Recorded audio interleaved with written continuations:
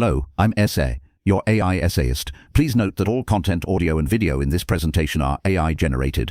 As AI can sometimes produce inaccuracies, I encourage you to verify any factual information presented. With that in mind, let's begin. A single folio of vellum, its surface filled with the elegant, angular strokes of 10th century Arabic script, presents us with a diagram of pristine geometric clarity. A straight line, representing a single ray of light, approaches a horizontal boundary. Upon crossing it, the line abruptly changes its trajectory, bending inward. Around this simple event, the anonymous scribe has constructed a series of auxiliary lines, forming two distinct right-angled triangles. They share a common vertex at the point where the light ray bends, and their hypotenuses are defined by the path of the light ray itself. This image, taken from the treatise on burning instruments by the Persian mathematician ibn Sahl, poses a profound and unsettling question for the conventional history of science. For within this spare, beautiful construction lies the complete, correct, and universal mathematical law for the refraction of light, articulated with geometric precision more than 600 years before its celebrated rediscovery in Europe. To appreciate the magnitude of this achievement, we must first understand the intellectual landscape of optics that Ibn Sahl inherited. The phenomenon of refraction, the apparent bending of an ore in water, or the distortion of objects seen through a crystal, was a familiar puzzle to the thinkers of classical antiquity. The great Claudius Ptolemy of Alexandria,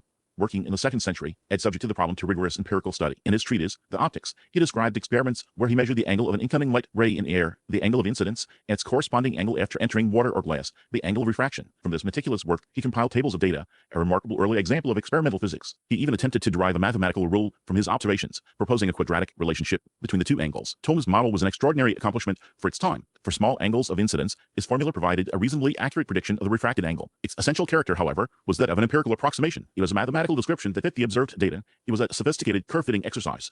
It lacked the quality of a universal principle, a fundamental law derived from the essential nature of the phenomenon. The model was an arithmetic recipe, a powerful one, yet it remained a recipe. The profound challenge that lay dormant for centuries was to move beyond empirical tabulation and uncover the geometric soul of refraction, to find a constant relationship that held true for all angles and for any given pair of meteor. This was the challenge met by Ibn Sahl, a mathematician of the first rank active in the vibrant court of the Buyid dynasty in Baghdad around the year 984. His work, preserved in manuscripts that lay unexamined in libraries in Damascus and Tehran for centuries, was brought to light in the 20th century through the scholarship of the historian Rushdie Rashed. This rediscovery fundamentally recalibrated our understanding of the development of optics. Ibn Sahl's approach to refraction was a radical departure from the Ptolemaic tradition. He sought a foundational geometric constant and a invariant that would govern the process. His central insight, the one captured so elegantly in his manuscript's diagram, was to analyze the path of light using a pair of related triangles. Let us trace his reasoning, for it reveals a mind of exceptional power. We can visualize a horizontal line representing the interface between two media air above, for instance, and glass below. An incident ray of light strikes this interface at a specific point. From this point of contact, we draw a line perpendicular to the interface, a line known as the normal. The incident ray and the normal define an angle, the angle of incidence. Ibn Sahl then constructed his first right-angled triangle. The hypotenuse of this triangle is a segment of the incident ray itself. One of the other two sides lies along the normal, and the third side runs parallel to the interface. As the ray of light enters the denser medium of the glass, it bends toward the normal, continuing its journey as the refracted ray. This refracted ray forms the hypotenuse of a second right-angled triangle, also constructed with one side along the normal and the other parallel to the interface. Herein lies the core of his discovery. Ibn Sahl proved through rigorous geometry that for light to travel from a point in the first medium to a focal point in the second, the ratio of the lengths of the two hypotenuses must be a constant value. This constant is an intrinsic property of the two meteor involved. It is what we today call the relative index of refraction. This formulation is breathtaking in its conceptual elegance. It transforms the problem from one of relating angles to one of relating lengths, placing it firmly within the heartland of Euclidean geometry. If we designate the length of the hypotenuse in the first medium as L sub 1 and the length in the second medium as L sub 2, Ibn Sahl's law states that the ratio of L sub 1 to L sub 2 is equal to a constant En. This relationship holds true regardless of the initial angle of incidence. He had uncovered the universal law. This purely geometric statement is mathematically identical to the modern formulation that employs trigonometric signs. The sign of the angle of incidence is the ratio of the side opposite the angle to the hypotenuse in the first triangle. Likewise, the sign of the angle of refraction is the ratio of the opposite side to the hypotenuse in the second. A straightforward algebraic substitution into Ibn Sahl's ratio of hypotenuses yields the law in its familiar form: n sub 1 multiplied by the sine of theta sub 1 equals n sub 2 multiplied by the sine of theta sub 2. The entirety of the law was there, captured in the language of lines and ratios. Ibn Sahl's work is a powerful testament to the intellectual synthesis that characterized the scientific golden age of Baghdad. He was a deep and critical student of the Hellenistic tradition. His writings demonstrate a thorough engagement with Ptolemy's optics. He clearly recognized the value of Ptolemy's experimental questions, while simultaneously perceiving the mathematical limitations of his answers. His ambition was to supplant Ptolemy's arithmetic approximation with a geometric certainty, a goal deeply aligned with the Greek philosophical ideal of irrefutable proof. The foundational tools for this task were the legacy of Euclid's Elements and Apollonius of Perga's Conics. Ibn Sahl's singular genius was in wielding these ancient tools with a new and revolutionary purpose, directing them at a physical problem with an insight that would remain unmatched for centuries. The discovery of a principle this fundamental rarely occurs in an intellectual vacuum, and its influence often propagates quickly through a scholarly community. Active within the very same intellectual circles of 10th century Baghdad was another of the era's towering figures, Abu Ali Alhazen ibn al-Haytham, known to the Latin West as Alhazen. While concrete evidence of a direct master-student relationship between the two men is yet to be found, the conceptual lineage connecting their work is unmistakable. Ibn al-Haytham's monumental Kitab al-Manazir's book of optics absorbs Ibn Sahl's law of refraction and uses it as a foundational tool. For Ibn al-Haytham, the geometric law Sahl becomes an essential premise in his own, ever broader investigation into the nature of light, the mechanism of vision, and the psychology of perception. The seed of geometric optics, planted by ibn Sahl, found its most fertile ground in the work of his brilliant contemporary. Ibn Sahl's articulation of this law was a moment of pure mathematical creation, a beautiful solution derived from abstract geometric reasoning applied to a stubborn physical puzzle. The explicit purpose of his treatise, however, was intensely practical. Its title, On Burning Instruments, points directly to the ultimate destination of this profound theoretical journey. Having forged the geometric key that unlocked the behavior of light, he immediately set out to apply it. His goal was to solve one of the great technical challenges of his age, of the design of a perfect burning lens. This direct application of his law to the problem of focusing light would lead him away from simple spheres and into the elegant world of conic sections, resulting in the first correct mathematical description of the ideal anaclastic lens, a topic for our subsequent exploration. The intellectual momentum generated by this new law of light propelled its author toward an immediate and formidable application. Having articulated the fundamental principle governing refraction, ibn Sahl directed this powerful theoretical tool at a problem that had vexed instrument makers for centuries: the inherent imperfection of the burning glass. The practical goal of concentrating the sun's rays into a single, searing point of fire was an ancient ambition, one described with varying degrees of success since antiquity. Yet, the physical reality always fell short of the geometric ideal. A lens ground into a simple spherical shape, the most accessible and common form, stubbornly refuses to cooperate. Parallel rays of sunlight entering such a lens are bent, certainly, but they converge imperfectly. Light passing through the outer edges of the lens is refracted more acutely than light passing near its center, resulting in a smear of light along the optical axis, a phenomenon we now term spherical aberration. The focus is a blurred, extended region of warmth, a caustic curve of light, lacking the singular, intense focus required for efficient burning or for precise magnification. The challenge was one of pure geometry to discover a shape that could discipline light, forcing every parallel ray from the center to the very edge to bow in perfect submission and meet at a single, unified point. To conquer this challenge, ibn Sahl turned to a body of knowledge that represented the zenith of Greek geometry, the conics of Apollonius of Perga. This 3rd century BCE masterpiece was a comprehensive exploration of the curves formed by slicing a cone at various angles: the circle, the ellipse, the parabola, and the hyperbola. It was already understood from the work of figures like Theocles that a parabolic mirror possessed a unique reflective property that could gather parallel rays and reflect them all to a single focal point. Ibn Sahl's profound insight was to ask a parallel question about refraction. Could one of Apollonius's elegant curves, when fashioned from a transparent medium like glass or crystal, perform a similar feat for light passing through *8. His investigation led him decisively to the hyperbola,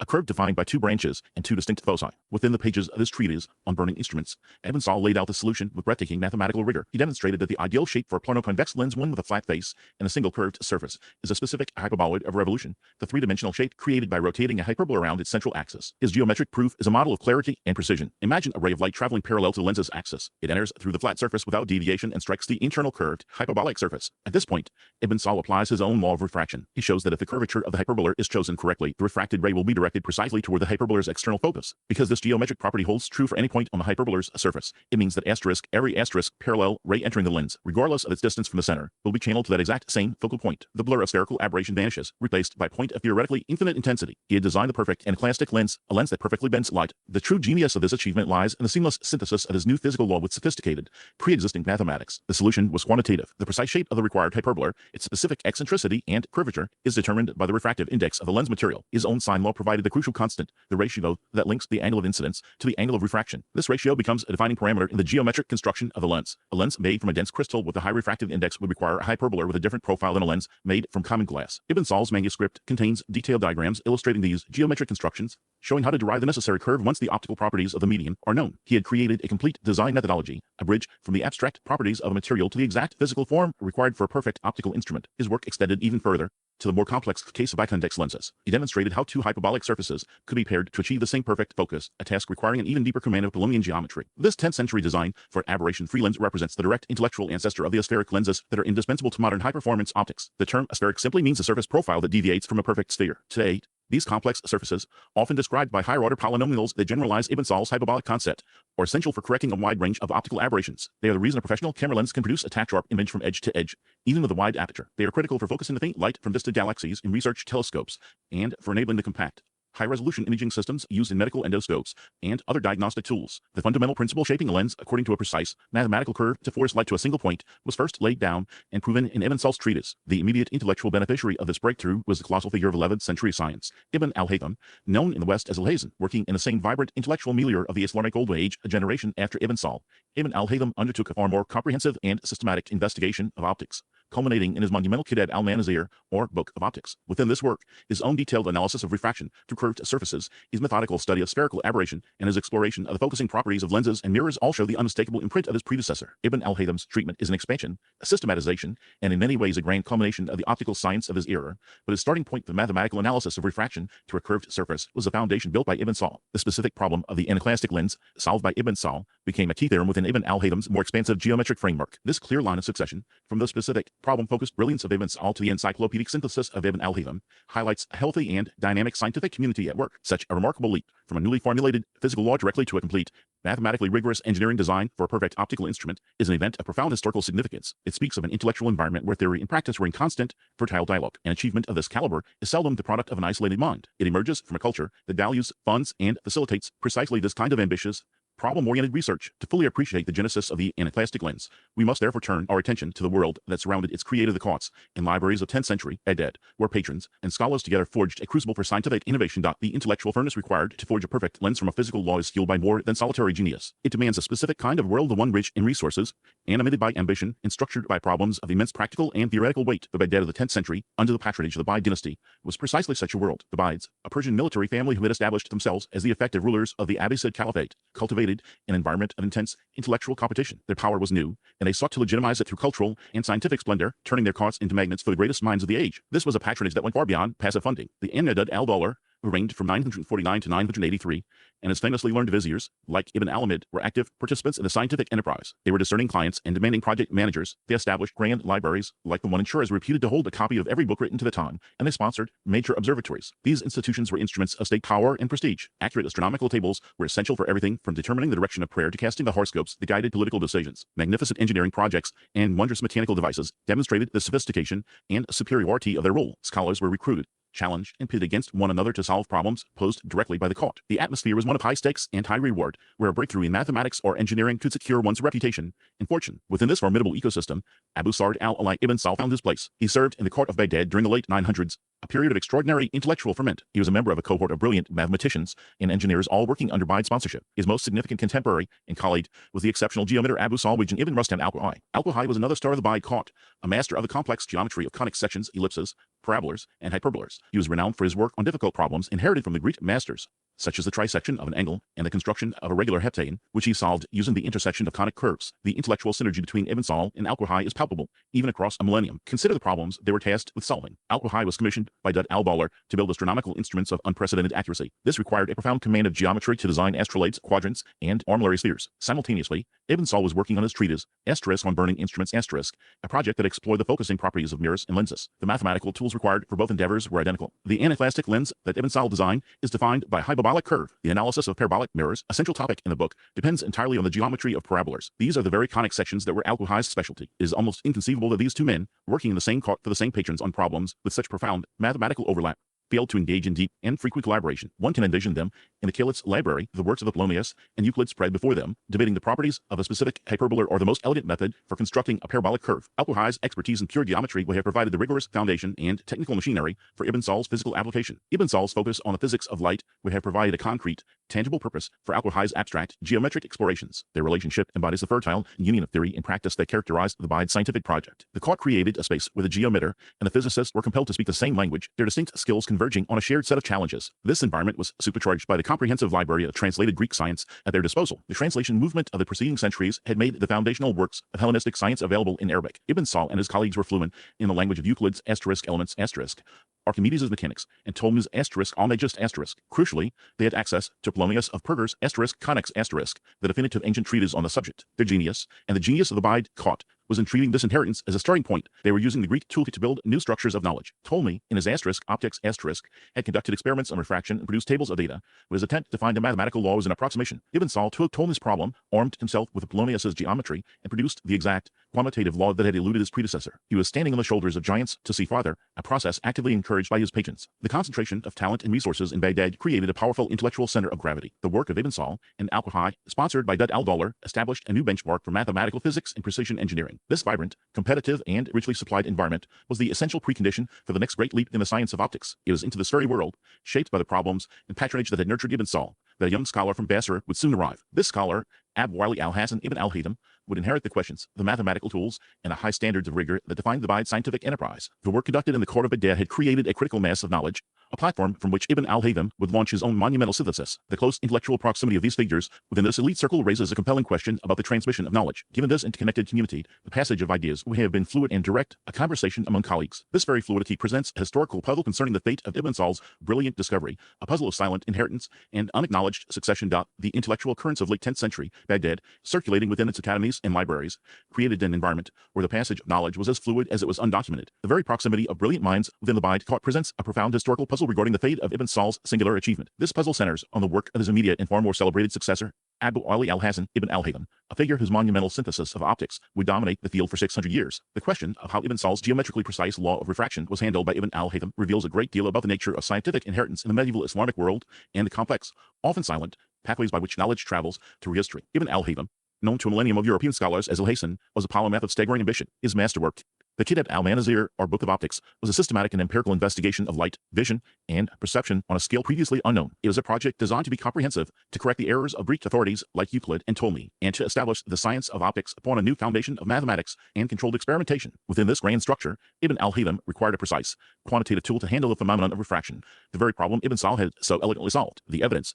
for a direct transmission of this illusion lies embedded within the diagrams and logical arguments of the Kitab al-Manazir itself. A close, comparative reading of Ibn Sahl's surviving manuscript on burning instruments and Book 7 of Ibn al-Haytham's Optics is deeply illuminating. The geometric architecture is strikingly similar. When analyzing how a ray of light bends upon entering glass, Ibn Sahl, as we have seen, constructs a diagram at the point of incidence on the interface. He draws a line perpendicular to the surface. The incident ray and the refracted ray form the hypotenuses of two right-angled triangles, one in the medium of air and the other in the medium of glass. His discovery, the core of his contribution, was that the ratio of the lengths of these two hypotenuses remains constant, regardless of the angle of incidence. This constant ratio is the law of refraction. Turning to Book 7 of Ibn al-Haytham's Optics, we find a geometric construction that is functionally identical. When investigating the deviation of light passing through a transparent sphere, Ibn al-Haytham employs the same conceptual apparatus. He considers a ray of light entering the sphere, draws the normal to the surface at the point of incidence, and analyzes the angles using right-angled triangles whose hypotenuses represent the path of the light ray before and after bending. He uses this geometric setup to generate extensive tables of corresponding angles of incidence and refraction, a clear demonstration that he understood the underlying quantitative relationship